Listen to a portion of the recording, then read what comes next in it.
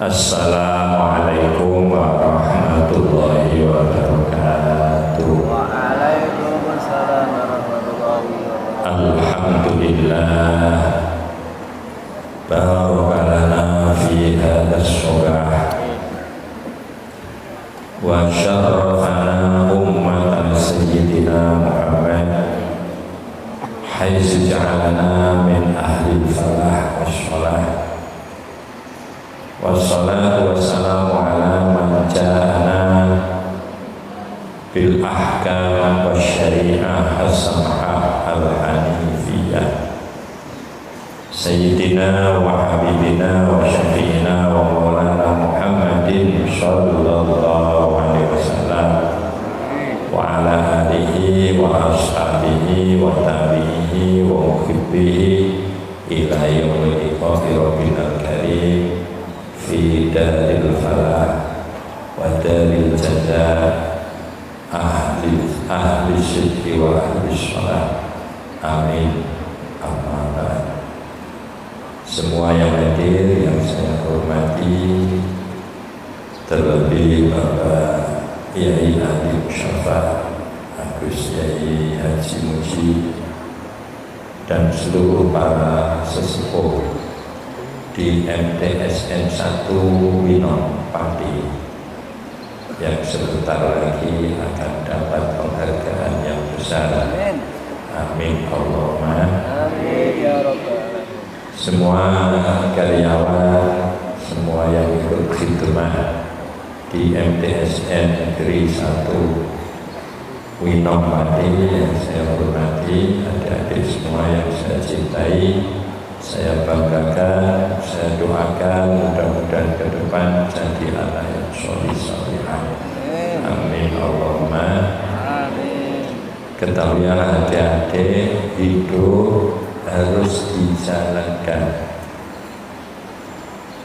Tidak boleh orang menghindari hidup, karena Allah sudah membuat kita. Semua qada harus kita ikuti dan kita mengupayakan melewatinya dengan cara-cara yang sudah diberikan oleh Allah Subhanahu wa Ta'ala dan dicontohkan oleh baginda Nabi Muhammad sallallahu alaihi wasallam. Orang yang putus asa dengan hidup itu lebih besar dosanya daripada orang yang banyak dosa di dalam hidupnya itu sendiri. Karena putus asa adalah sebuah perbuatan yang menampakkan bahwa orang itu tidak ridho dengan apa yang diberikan oleh Allah Subhanahu wa Ta'ala. Maka ada pesan yang luar biasa. Alal aqil ayyakuna arifan bi rabbih muqbilan fi sya'nihi. Ada yang baca fi amrihi. Arifan bi nafsihi. Setiap orang yang punya kecerdasan harus tahu 3 perkara. 1. Mengenali Allah. 2. Siap menghadapi urusan masing-masing. 3. Mengenali diri sendiri. Adik-adik, tahu dengan kenal itu lebih sempurna mana? Lebih sempurna mana? Kenal. Sampai tahu presiden kita siapa? Bapak siapa? Bapak Joko. Sampai mati masih Joko nanti. Sekarang mau diganti Bapak Prabowo. Tahu ya? Kenal enggak sampai? Tahu. Tahu tapi tidak kenal. Arifan bi rabbih. Bagi semua orang yang punya kecerdasan, punya intelektual, maka dia harus tahu, harus mengenali Tuhannya, harus mengenali Allah. Allah itu siapa? Zat sing wajib wujude mohal adame, persifatan sifat sempurna, mohal kekurangan. Setiap perintah wajib dijalankan, setiap melarang wajib ditinggalkan. Itu namanya Allah. Kenali Allah agar kecerdasan kita nanti bisa meraih kesuksesan. Karena apa? Banyak orang yang cerdas akhirnya tidak sukses. Maka kecerdasan pertama, orang yang punya kecerdasan harus mengenali Allah. Arifan bi Rabbih. Kenapa? Ini penting. Siapa saja yang mengenali Allah, maka dia akan semakin takut kepada Allah. Takut bukan karena galaknya Allah, tapi karena kewibawaan Allah. Adik-adik kalau ketemu Pak Ali Mustafa takut apa enggak?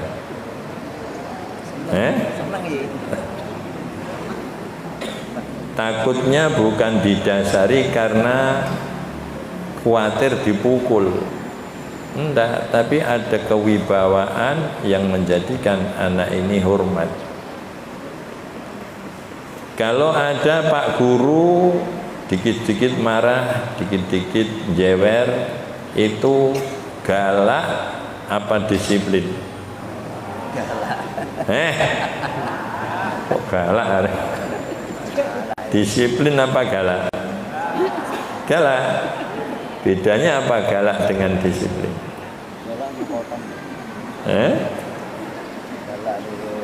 Galak itu didasari dengan kebencian. Kalau disiplin didasari dengan rasa cinta. Sudah paham tentang cinta? Belum ya? Sudah? Masya Allah, nekat. Maka di antara doa sahabat Umar, alhamdulillahilladzi mala'a qalbi bimahabbati ummati wa mala'a quluba ummati bihaibati. Segala puji bagi Allah yang telah memenuhi hati umatku dengan kewibawaanku. Jadi umat ini kalau sahabat Umar datang semua takut. Tapi takut bukan karena mau kepingin takut untuk dibunuh atau dipukul, tapi ada kewibawaan besar yang ada pada sahabat Umar. Tapi dibalik, dan alhamdulillah yang telah memenuhi hatiku dengan kasih sayang terhadap umat. Jadi hati sahabat Umar itu dipenuhi kasih sayang terhadap umat, tapi hati umat dipenuhi rasa kewibawaan sahabat Umar radhiyallahu anhu. Maka beda antara galak dengan disiplin. Sahabat Umar sangat disiplin. Kalau Abu Jahal galak. Karena galak itu didasari dengan kebencian. Sahabat Umar didasari dengan kasih sayang. Toh seandainya sahabat Umar membunuh orang kafir, dasarnya juga kasih sayang.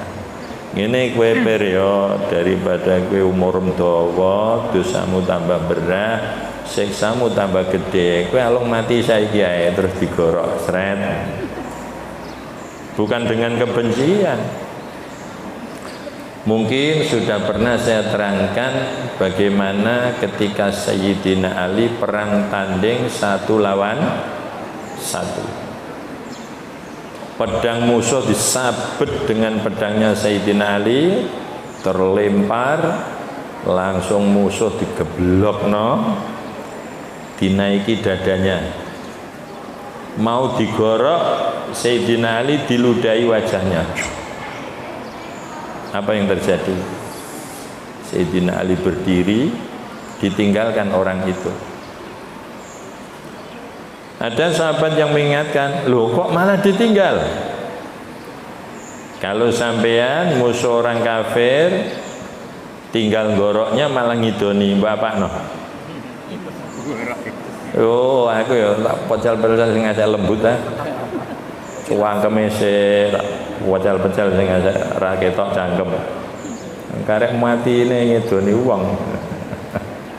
Sayyidina Ali ndak, malah berdiri dan ditinggalkan. Loh, kenapa ndak dibunuh Sayyidina Ali? Saya takut ketika saya membunuh hanya melampiaskan dendam karena saya habis diludahi. Bayangkan ikhlas yang sangat tinggi. Meniku nek dibahasa nang saiki ikhlas tingkat dewa. Walah. Oh, no enek gawe istilah iki. Ikhlas tingkat dewa, mau idoh tingkat dewa. Lu dewa ku ya apa? Oh no. Sekarang itu istilah-istilah dibikin. Ini yang baru tren. Kalau ada orang ngambil ayamnya orang lain namanya maling. Kalau ngambil uang di kantor, di toko, di bank namanya perampok. Kalau perjalanan ada uang banyak dicegat diambil namanya garong. Kalau yang diambil 721 triliun namanya kebijakan. Masya Allah. Pitik maling dipupong aja dili 700 rolas apa selikur triliun kebijakan. Masya Allah. Hanya dihukum sekian tahun, didenda sekian miliar. Masya Allah. Wis ngono diarani kebi. Jadi koruptor itu orang-orang bijak ngono ya. Nama itu jika ada orang nakal dibahasakan yang keren. Oh itu PSK itu pekerja seks komersial loh. Pekerja bangga kan dia. Kalau orang kuno kan enggak, jelek ya dikatakan jelek biar malu, dan malu itu akan menjaga iman. Iku sampai iku begenggek. Biar dia merasa malu dan risih. Cetok cuma malah didelik-delik no PSK. Oh, bangga nih rak karuan. Dan di sini masa-masa seperti ini. Maka kenalilah Allah. Orang yang mengenali Allah, Allah adalah zat yang menciptakan kita, mencukupi kita, menyempurnakan kita. Apa saja yang kita butuhkan Allah bikinkan.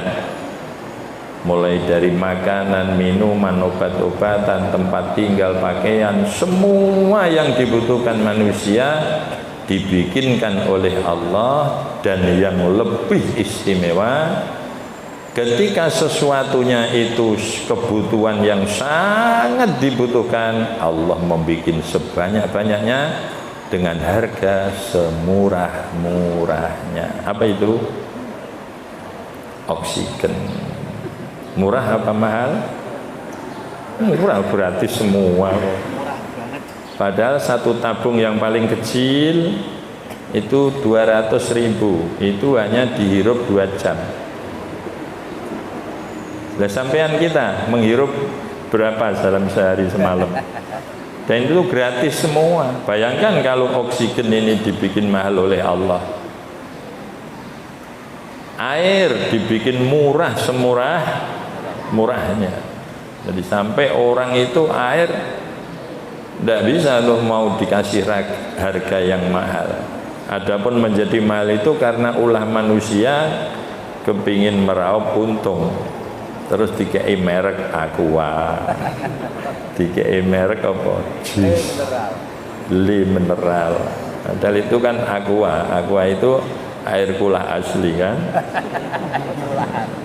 Kenapa harus punya nilai 3.000, 2.000, padahal itu dikulah 100 liter 1.000 tidak ada yang mau.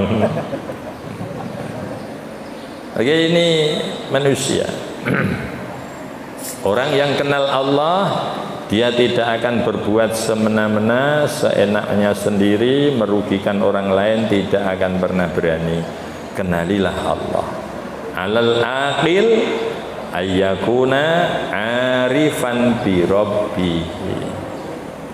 Adik-adik yang saya muliakan, saya cintai, saya banggakan, saya doakan mudah-mudahan jadi anak yang solih-solihah. Amin.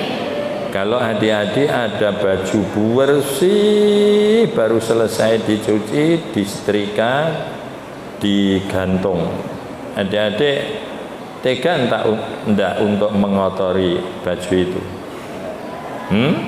Enggak. Allah Maha Suci.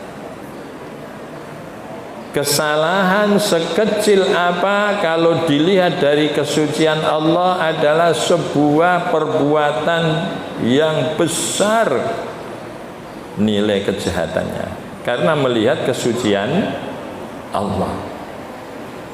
Yang sebegitu Allah punya sifat Rahman, Rahim, Ghaffar, kasih sayang dan banyak ampunannya.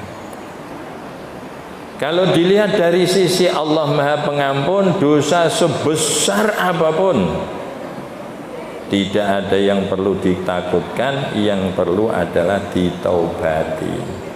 Karena kita melihat kebesaran Allah, kemahasucian Allah akan menjadikan kesalahan sekecil apapun menjadi kesalahan yang besar.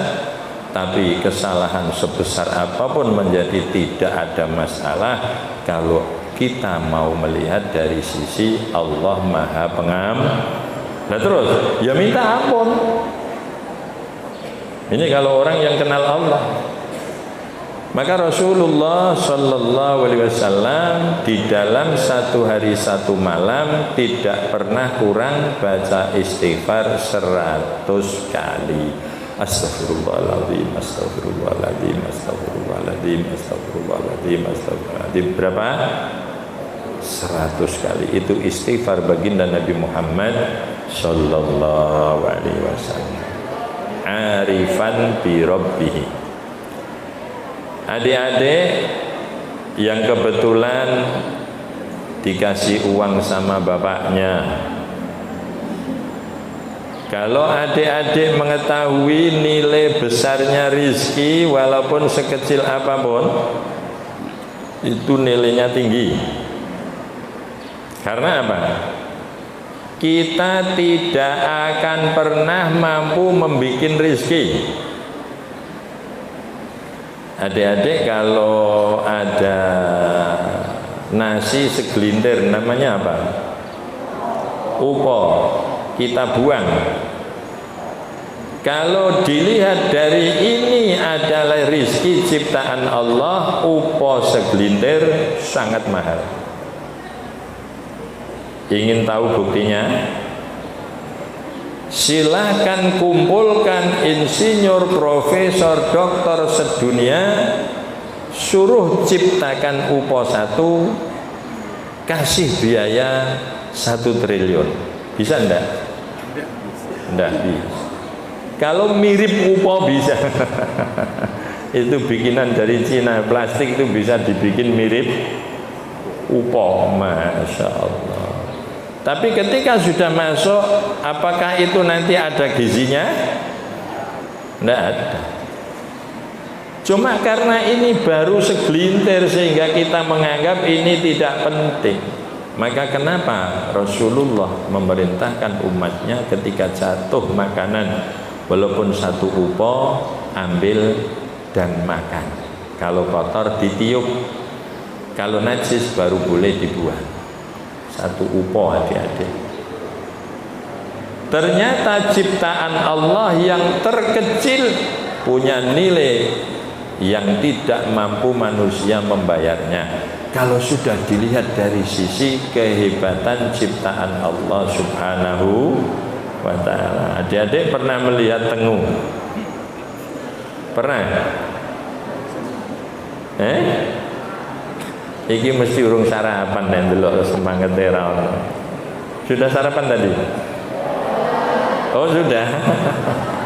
Kok esok lagi sarapan? Pernah lihat tengu? Ada nilainya enggak? Karena kita hanya melihat itu tengu.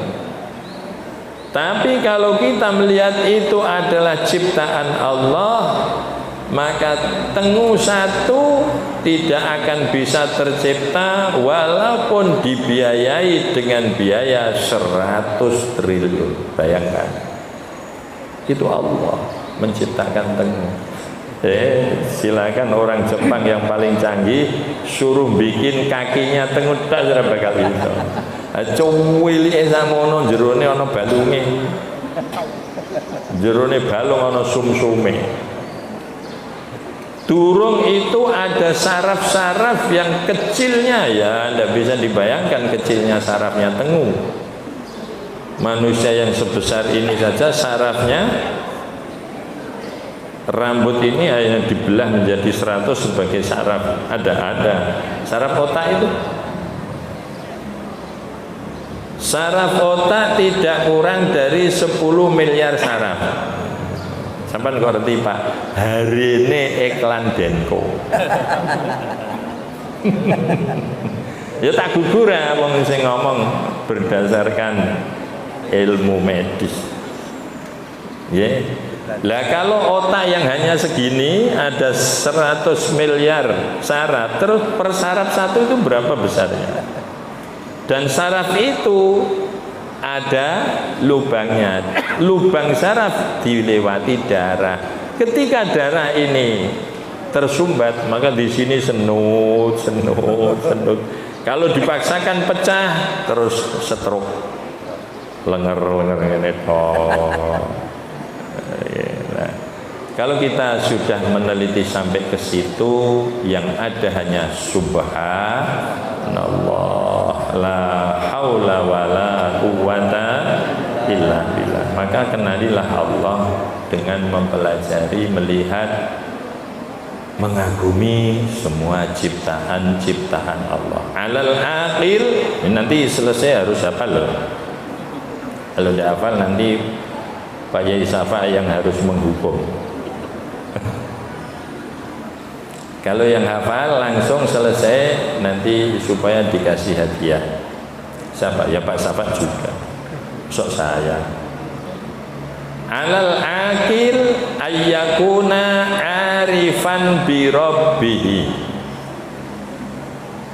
Kalau kita mengenali Allah, tidak ada manusia yang malas-malas beribadah apalagi meninggalkan. Saya mau tanya sama adik-adik, 1 jam maka kamu tak kasih upah 10 miliar. Semangat semua mana? Sangat amat semangat, 4 miliar ya. Dan ketahuilah tugas yang diberikan Allah kepada kita sangat ringan, sangat mudah, tidak banyak membutuhkan waktu, tapi Allah akan memberi upah tidak bisa dihitung dengan angka. Masa pagi, Anda harus tahu hadis yang masyhur. Terkadang saking masyhurnya ngasih apa? Jadi pernah dengar dia Raka'atal fajri khairun minad dunya wa ma fiha. 2 rakaat qobliyah subuh. Kalau adik-adik ingin tahu berapa nilainya dan upahan yang akan diterima bagi siapa yang mau qobliyah subuh 2 rakaat, khairun minad dunya wa ma fiha, nilainya melebihi apa yang ada di muka bumi seisinya. Masya Allah. Kira-kira berapa triliun? Ya jangan dihitung dunia seisinya. No? Sampai kalau sudah punya hadis ini melihat orang yang korupsi 700 triliun, Siti ijakan kopiah, punya kemana? Maka akan menjadi ringan. Hanya saja mau diminta ya, upahnya tunggu nanti kalau sudah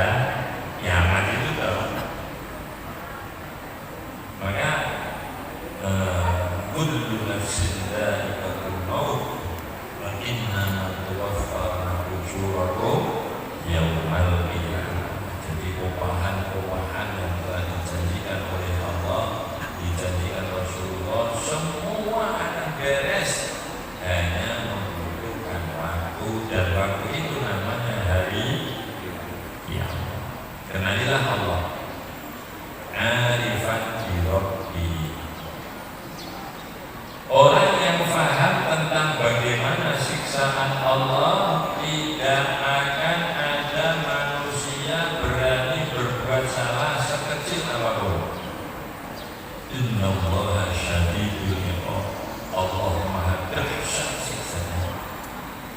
Adik-adik bisa membayangkan seandainya ada orang di tengah jalan raya tanpa ada atap, panasnya 70 derajat, kemudian diterletakkan di situ, kemudian dilalui slender, baliknya bisa tidak membayangkan pedihnya? Tidak bisa. Siksaan Allah lebih dari itu. Diterangkan siksa Allah yang paling ringan ketika ada orang disuruh menginjak bara api neraka, tidak keplek, itu langsung kotak umum beruruk, itu baru diinjak. Terus kadar panasnya itu sampai berapa miliar derajat, tidak bisa dibayangkan. Dari terus ini umum. Sama tanya sama adik, kalau ada minyak goreng dibakar satu hari satu malam, terus kaki kita dicelupkan, kira-kira langsung kering apa enggak? Langsung kering seperti ayam langon, ya, langsung kering. Nah, saya mau tanya, ketika dicelupkan sampai ke udel-udel, itu kakinya langsung kering, dengkul masih adem apa sudah panas? Masih adem. Jadi ini bara api diinjak plek, langsung kepala umum. Jadi tidak bisa dibayangkan. Kenalilah Allah. Arifan bi Rabbi. Bekal untuk kita menjalani hidup al-akhir muqbilan fi sya'nihi, siap menjalani hidup. Hidup tidak bisa diselesaikan dengan dipaksa. Sebelum Allah menghendaki selesai, harus dijalankan. Jangan putus asa, jangan berhenti. Kalau berhenti terlindas belakangnya. Ya, jadi adik ini tidak bisa menghentikan hidup. Kecuali kalau Allah sudah menghendaki, maka orang yang sukses adalah orang yang bisa hidup sampai mati. Nah, suksesnya ini membawa kenikmatan atau kesengsaraan tergantung yang mengisi hidup. Adik-adik semua nanti akan menentukan diri masing-masing. Ya.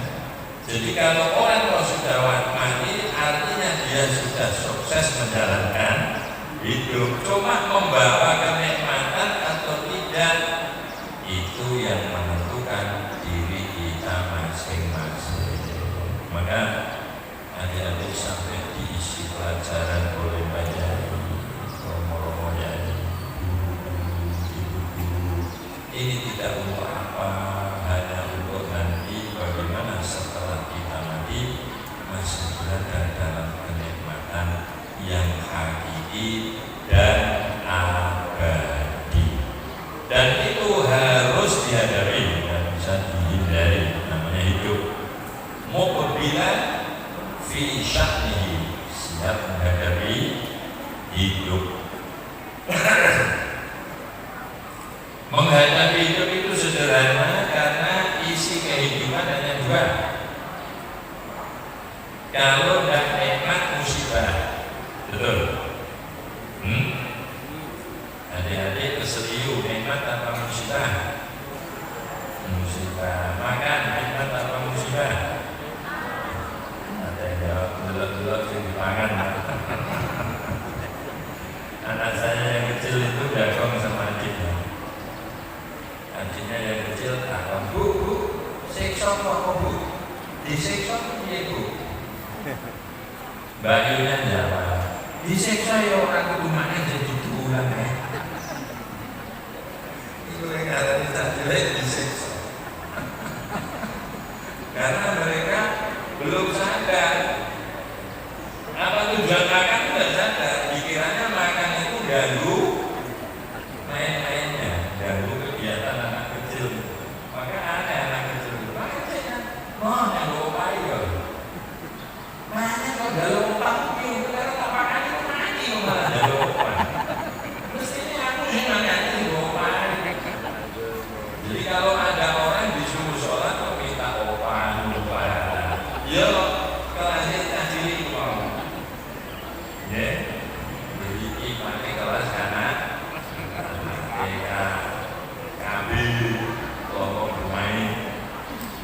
Ya, maka ketika kita menjalankan ibadah sebagai rutinitas kok menunggu pahala itu baru tingkat imannya kita tingkat ya.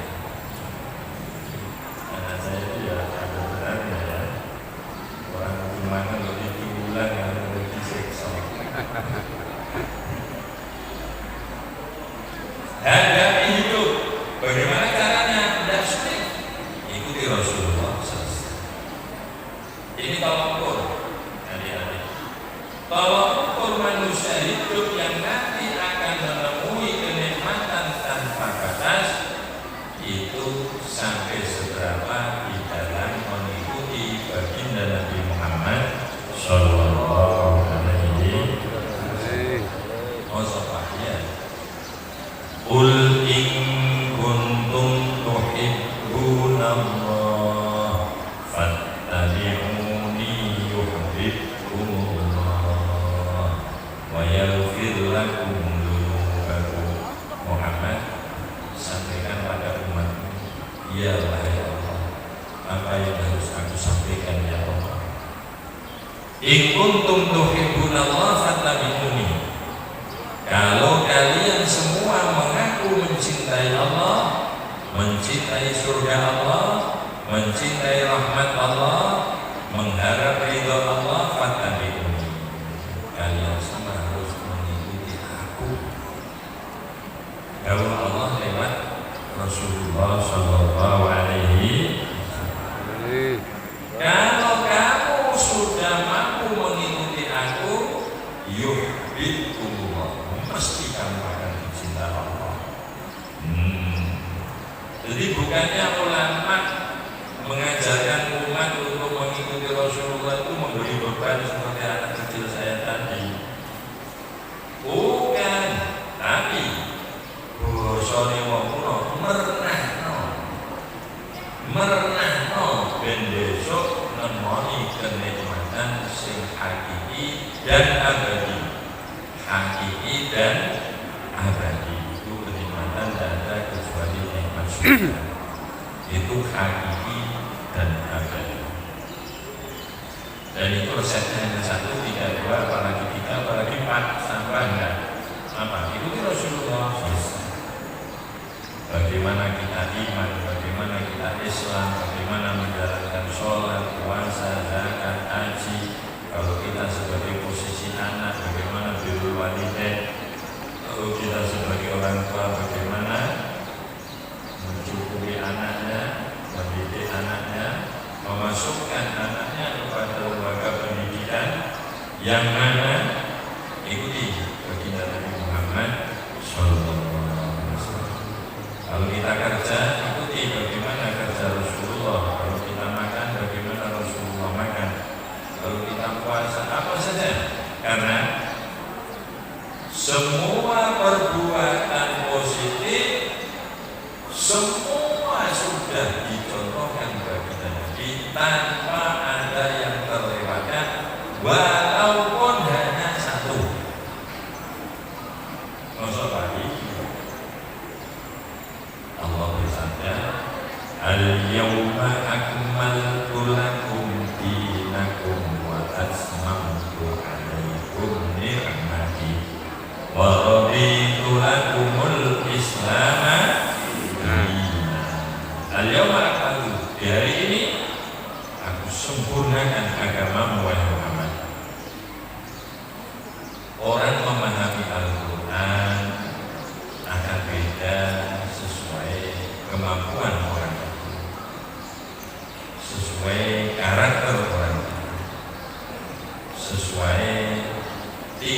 indahnya akal orang. Ketika ayat al-yawma akmaltu lakum dinakum, tidak ada sahabat yang akan senang. Semua senang, bangga, senang. Luar biasa, Islam sudah sempurna, Islam sudah sempurna. Ada satu sahabat yang nangis, betul-betul nangis. Namanya sahabat Abu Bakar. Kenapa yang lain senang, yang satu ini menangis? Kenapa beda dalam memahami? Karena karakternya beda, kemampuan berpikirnya beda, akalnya beda. Ya. Setelah Abu Bakar menangis sejadi-jadinya, ada sahabat yang memberanikan diri untuk bertanya, wahai Abu Bakar, kenapa sampai menangis sementara semuanya senang? Apa kata Abu Bakar?